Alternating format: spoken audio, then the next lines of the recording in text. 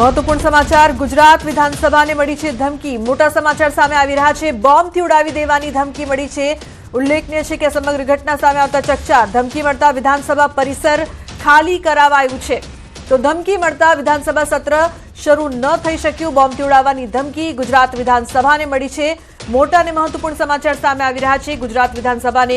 બોમ્બથી ઉડાવી દેવાની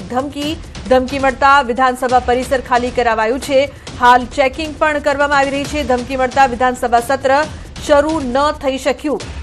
ઉલ્લેખનીય છે કે ધમકીઓનો સિલસિલો યથાવત અને હવે ગુજરાત વિધાનસભાને ધમકી મળી છે બોમ્બથી ઉડાવી દેવાની ધમકી મળતા ચકચાર મચી ગઈ છે વિધાનસભા પરિસર ખાલી કરાવવામાં આવ્યું છે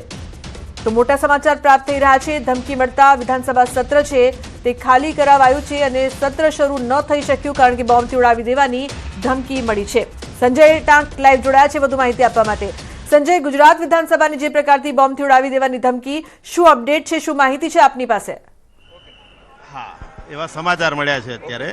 આ તમામ જે વિસ્તારો જે સરકારી કર્મચારીઓ જે બિલ્ડિંગો છે અને હવે વિધાનસભામાં પણ આવી અફવા છે આવા આરોપીઓ ઝડપાવવા જોઈએ શું કહેશો આવી અફવાને લઈને હજી તો કંઈ ખ્યાલ નથી પણ અત્યારે સમાચાર મળ્યા છે કે કંઈક બોમ્બની અફવા છે એટલા માટે અત્યારે બહાર રહેવા માટેની સૂચના મળે છે વિધાનસભા સત્ર જે છે તે શરૂ થવાનું હતું અને એ પહેલા જ અત્યારે વિધાનસભા પરિસર જે છે તે ખાલી કરાવવામાં આવી રહ્યું છે જે પ્રકારનો ધમકીભર્યો ઈમેલ મળ્યો છે અગાઉ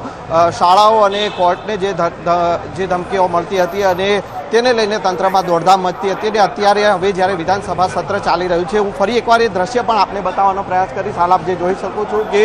વિધાનસભા પરિસર જે છે ત્યાં જે મંત્રીઓ જે છે આજે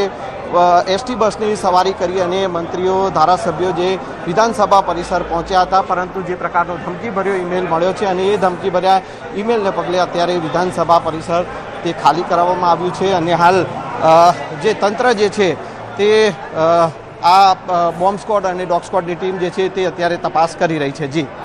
બિલકુલ સંજય અત્યાર સુધી આપણે જે રીતે જોઈ રહ્યા હતા કે શાળાઓને કોર્ટને ધમકી મળી રહી હતી પરંતુ હવે ગુજરાત વિધાનસભાને બોમ્બથી ઉડાવી દેવાની ધમકી મળી છે હાલ આપ ત્યાં ઉપસ્થિત છો કેવી પરિસ્થિતિ અત્યારે આપ જોઈ રહ્યા છો કેવી હલચલ ત્યાં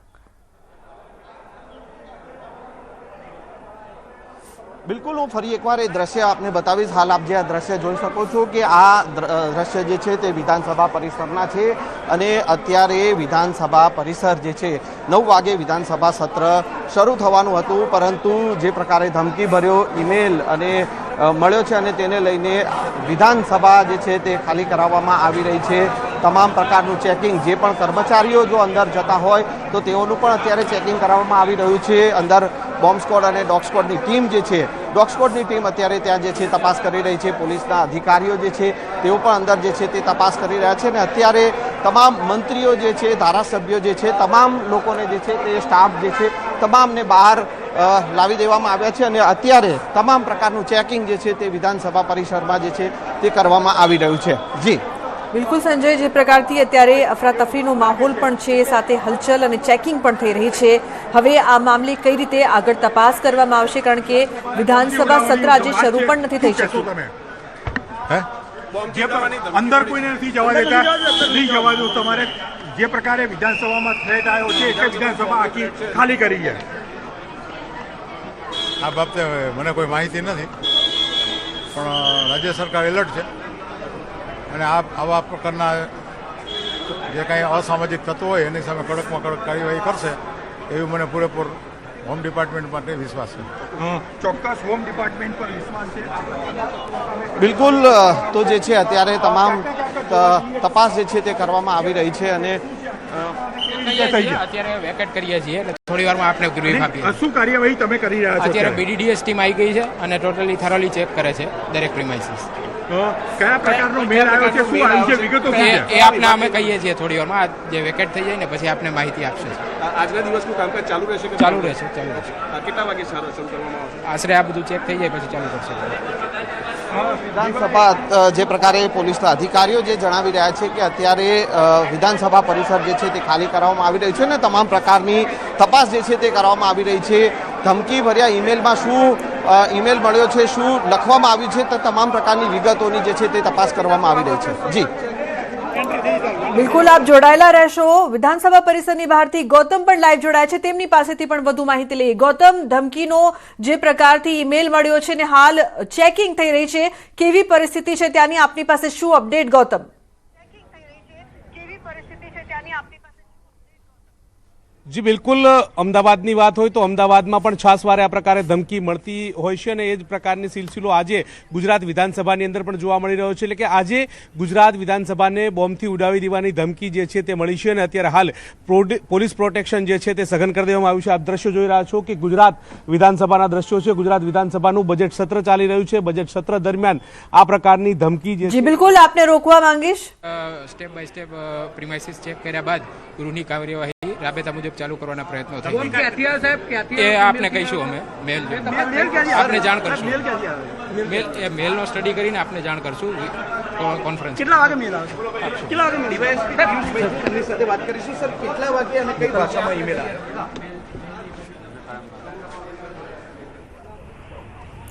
જી ગૌતમ.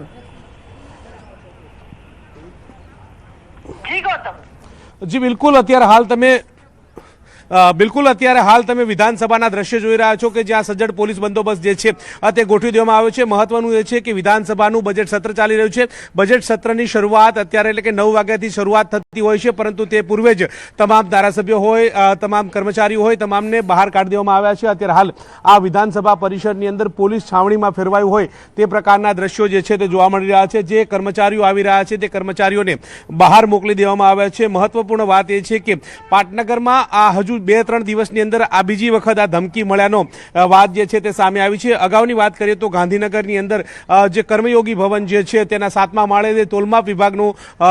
કચેરી આવેલી છે, તેને પણ 2 દિવસ પૂર્વે જ આ ધમકી જે છે તે મળી હતી અને આજે વિધાનસભાની અંદર આ પ્રકારની ધમકી મળી છે. ધમકી મળવાની સાથે કળભળાટ મચી ચૂક્યો છે. સાથે પોલીસ પ્રોટેક્શન જે છે તે પણ સઘન કરી દેવામાં આવ્યું છે. મહત્વનું એ છે કે બોમ્બ સ્કોડ, ડોગ સ્કોડ સહિતની ટીમ જે છે તે વિધાનસભા ખાતે પહોંચી ચૂકી છે અને વિધાનસભાની અંદર તમામ જગ્યાએ ચકાસણી જે છે તે કરવામાં આવી રહી છે. સાવચેતીના પગલાં ભરવામાં આવી રહ્યા છે. મહત્વનું એ છે કે તમામ કર્મચારીઓ જે છે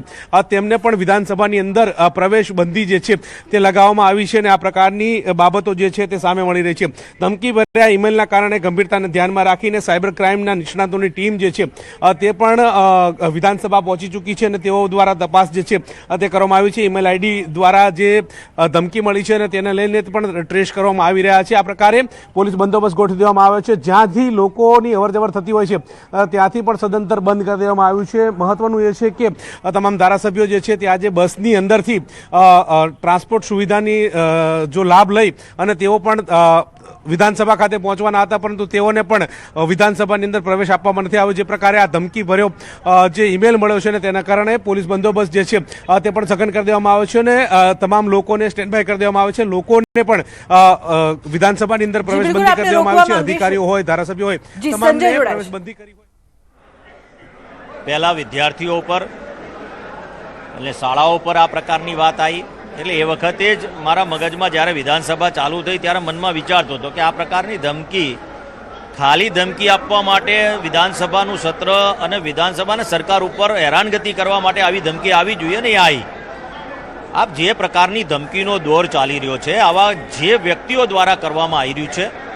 એને પોલીસ તંત્ર પર વિશ્વાસ છે અને હું પોલીસને પણ વિનંતી કરું છું કે આવા લોકોની શોધ કરે તાત્કાલિક.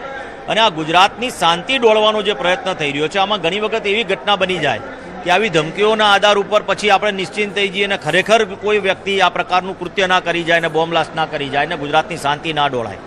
એટલે આવા લોકોને છોડવાના નથી. અને જે પ્રમાણે આજે વિધાનસભા ગૃહને ધમકી ભર્યો જે વાત કરી છે હું એને વખોડું છું અને કડક શબ્દોમાં આવા લોકોની ધરપકડ કરીને એમના પર કાર્યવાહી થવી. શાળાઓ, કોર્ટ અને હવે વિધાનસભા કે જ્યાં ધારાસભ્યો, મંત્રીઓ બેસે છે, પ્રજાના પ્રતિનિધિઓ બેસે છે અને હવે તેમનામાં ડરનો માહોલ ઊભો કરવાનો ક્યાંક ને ક્યાંક પ્રયાસ થઈ રહ્યો. ગુજરાતના 182 ધારાસભ્યો કે મંત્રીમંડળ ગભરાય તેવું નથી. આ તો વાત એવી છે કે માત્ર ને માત્ર આપણે શાંતિ જળવાય અને સુરક્ષાના ભાગરૂપે પોલીસ પોતાની કાર્યવાહી કરી રહી હોય છે. આપ જોઈ રહ્યા છો કે ભાઈ આ ગૃહની નજીક જ બધા ધારાસભ્યો પણ છે અને અમે બધા અહીંયા છીએ ગૃહમાં. એટલે આપણે પણ સમજીએ છીએ કે આ ધમકી છે, પરંતુ આવી ધમકીને ક્યારેય સાંખી ના લેવાય અને આવા ચોરો, આવા લૂંટારાઓ, આવા બોગસ માણસો જે પ્રકારના કૃત્ય કરીને ગુજરાતની શાંતિ દોડી રહ્યા છે એવા પર કાયદેસરની કાર્યવાહી કરીને એમને ફિટ કરી દેવા જોઈએ. બિલકુલ આતા ધવલસિંહ, અને જે પ્રકારે આ પ્રકારની ગુજરાતની શાંતિ દોડવાનો જે લોકો જે તત્વો પ્રયાસ કરી રહ્યા છે, પેલા શાળાઓને ધમકીઓ મળતી હતી, કોર્ટને પણ ધમકીઓ મળી ચૂકી છે, અને હવે જ્યાં પ્રજાના પ્રતિનિધિઓ જે છે એ બેસે છે એ ગુજરાત વિધાનસભામાં જે છે જે પ્રકારની ધમકી મળી છે, અને જે હવે ધારાસભ્ય આવી રહ્યા છે હું એ પણ આપને બતાવવાનો પ્રયાસ કરીશ, ને જે પ્રકારની જે પ્રતિક્રિયાઓ જે સામે આવી રહી છે એ પણ લેવાનો પ્રયાસ કરીશું, કારણ કે જે ધારાસભ્યો અને મંત્રીઓ જે છે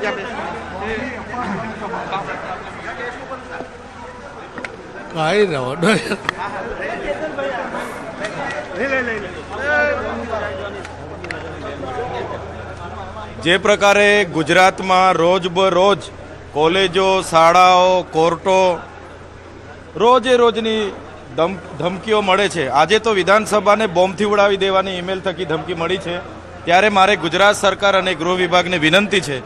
આધુનિક ટેકનોલોજી છે, આપણી પર આટલા મોટા ટેકનિકલ મિકેનિઝમો છે, તો આવા લોકોને પકડીને એવા દાખલા બેસાડવામાં આવે કે રોજે રોજ ધમકીઓ જે મળે છે એ અટકી જાય. આજે એટલી બધી રોજે ધમકી મળે છે, કોલેજ ઉડાડી દેવાની, શાળા ઉડાડી દેવાની, દવાખાનાઓમાં બોમ્બ છે, હાઈકોર્ટમાં બોમ્બ છે, સેશન કોર્ટમાં બોમ્બ છે. કેટલા લોકોને પકડ્યા? કોઈ પકડાયું નથી. શું કરે છે ગુજરાત પોલીસ?